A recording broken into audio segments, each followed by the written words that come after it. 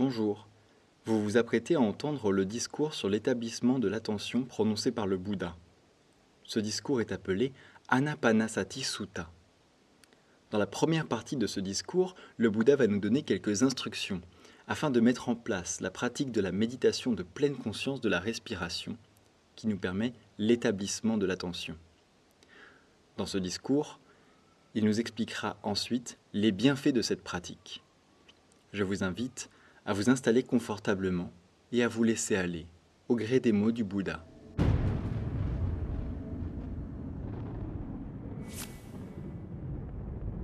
Moine, la méthode qui consiste à contempler la respiration apportera de grands bénéfices et de grands avantages si elle est développée et pratiquée régulièrement. Elle amènera le succès dans la pratique des 4 fondements de l'attention.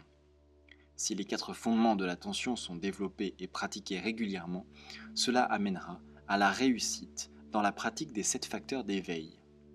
Les 7 facteurs d'éveil, s'ils sont développés et pratiqués régulièrement, feront naître la compréhension et engendreront la libération de l'esprit.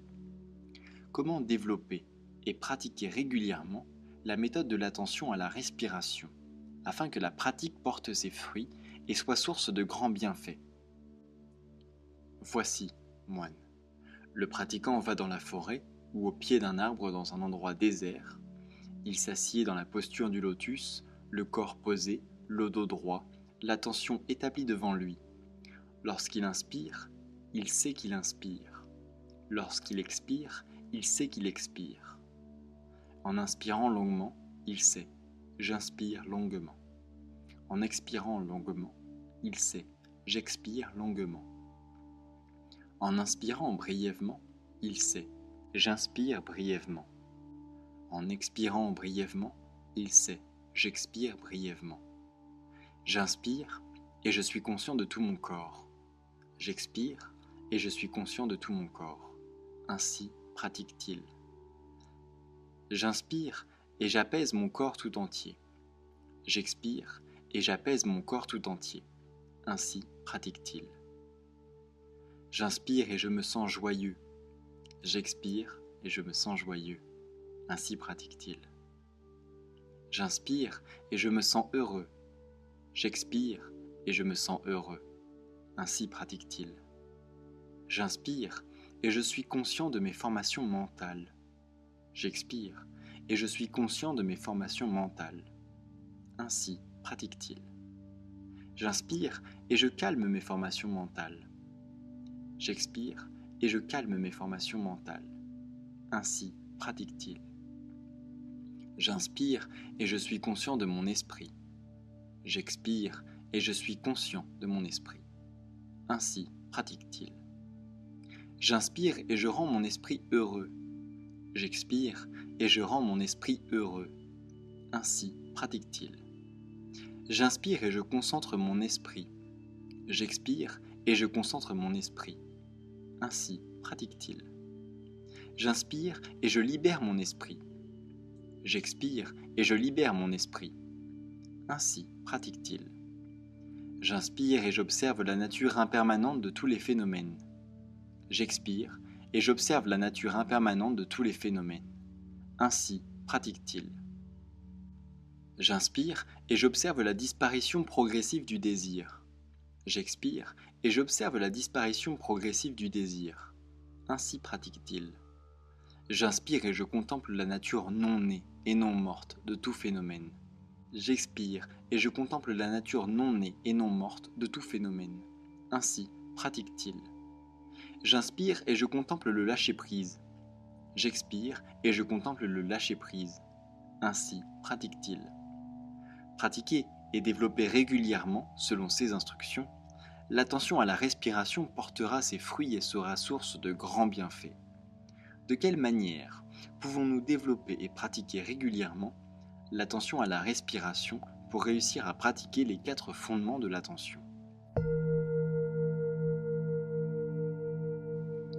Quand le pratiquant inspire ou expire longuement ou brièvement, conscient de sa respiration ou de tout son corps, ou bien conscient qu'il calme et qu'il apaise tout son corps, il s'établit paisiblement dans l'observation du corps dans le corps, persévérant, complètement éveillé, ayant atteint une claire conscience de son état, ayant abandonné tout attachement et toute aversion pour cette vie. Ces exercices de respiration avec une pleine attention appartiennent au premier fondement de l'attention, l'attention au corps. Quand le pratiquant inspire ou expire, conscient de la joie ou du bonheur, conscient des formations mentales ou apaisant les formations mentales, il s'établit paisiblement dans l'observation des ressentis dans les ressentis, persévérant, complètement éveillé, ayant une claire conscience de son état, ayant abandonné tout attachement et toute aversion pour cette vie. Ces exercices de respiration avec une pleine attention appartiennent au second fondement de l'attention, l'attention au ressenti. Quand le pratiquant inspire ou expire, conscient de son esprit pour réjouir l'esprit ou pour concentrer l'esprit ou pour libérer l'esprit, il s'établit paisiblement dans l'observation de l'esprit dans l'esprit, persévérant, complètement éveillé, ayant une claire conscience de son état, ayant abandonné tout attachement et toute aversion pour cette vie. Ces exercices de respiration avec une pleine attention appartiennent au troisième fondement de l'attention, l'attention à l'esprit. Sans l'attention à la respiration, il ne peut pas y avoir de développement, de stabilité et de compréhension dans la méditation.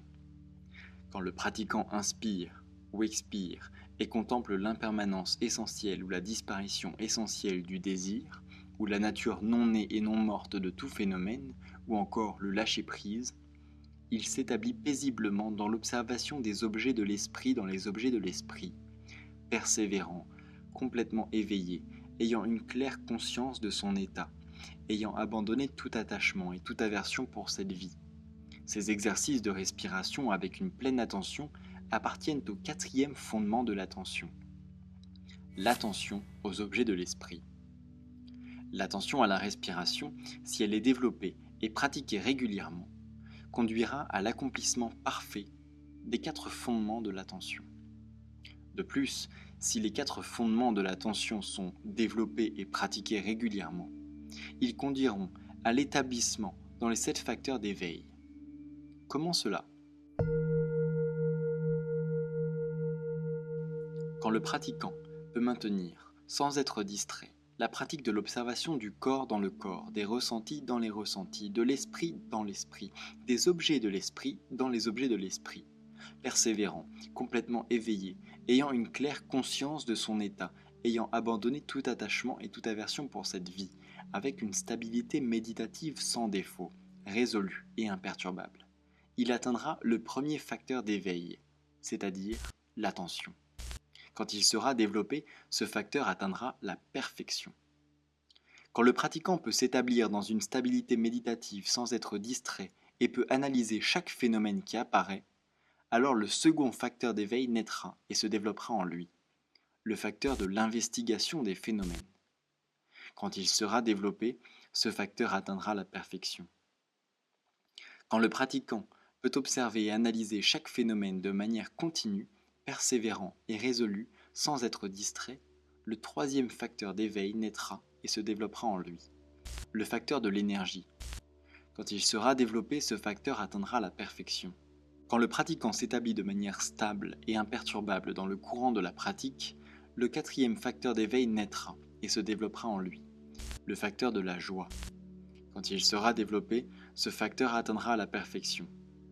Quand le pratiquant s'établit sans distraction dans l'état de joie, il ressentira son corps et son mental comme légers et paisibles. À ce moment, le cinquième facteur d'éveil naîtra et se développera en lui, le facteur du calme mental. Quand il sera développé, ce facteur atteindra la perfection. Quand le corps et le mental sont détendus, le pratiquant peut entrer facilement en concentration. À ce moment, le sixième facteur d'éveil naîtra et se développera en lui, le facteur de la concentration. Quand il sera développé, ce facteur atteindra la perfection. Quand le pratiquant s'établit dans la concentration, dans un calme profond, il arrête de discriminer et de comparer. À ce moment, le septième facteur d'éveil est produit, naît et se développe en lui, le facteur du lâcher-prise, de l'équanimité. Quand il sera développé, ce facteur atteindra la perfection. Voici comment les 4 fondements de l'attention, s'ils sont développés et pratiqués régulièrement, conduisent à l'établissement parfait dans les 7 facteurs d'éveil. Comment les 7 facteurs d'éveil, lorsqu'ils sont développés et pratiqués régulièrement, conduisent-ils à l'établissement parfait de la compréhension juste et de la libération ultime?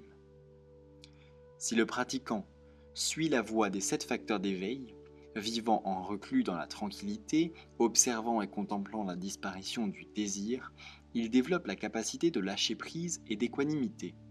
Ce sera le résultat de la pratique de la voie des 7 facteurs d'éveil, et cela le conduira à l'accomplissement parfait de la compréhension juste et de la libération ultime. Voilà ce que dit le Bouddha, l'éveillé.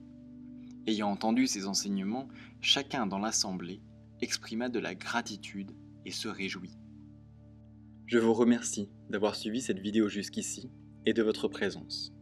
Si cette vidéo vous a plu, vous pouvez me le faire savoir en laissant un like et un commentaire juste en dessous.